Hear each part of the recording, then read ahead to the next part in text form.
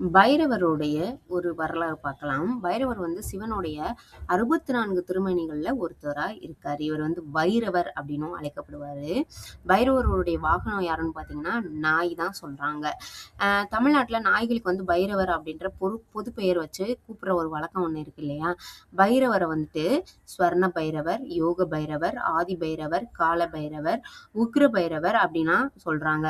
காலபைரவர் வந்து சிவனுடைய ருத்ர ரூபமா இருப்பவர் தான் காலபைரவரா.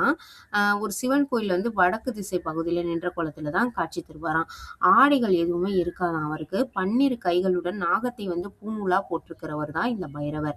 சந்திரனை வந்து தலையில வச்சுக்கிட்டு சூலாயுதம், பாசக்கயிறு, அங்குசம் இந்த ஆயுதங்கள் எல்லாம் தாங்கி நிற்பவர் தான். அதுவும் நிர்வாண கோலமா தான் இருப்பாரு அப்படின்னு சொல்றாங்க. காலபைரவர் வந்து சனியின் குருவா இருக்காரு. 12 ராசிகள், 8 திசைகள், பஞ்சபூதங்கள், நவகிரகங்கள், காலத்தை இது எல்லாத்தையுமே கட்டுப்படுத்தக்கூடியவர் தான் இந்த பைரவர் அப்படின்னு சொல்றாங்க.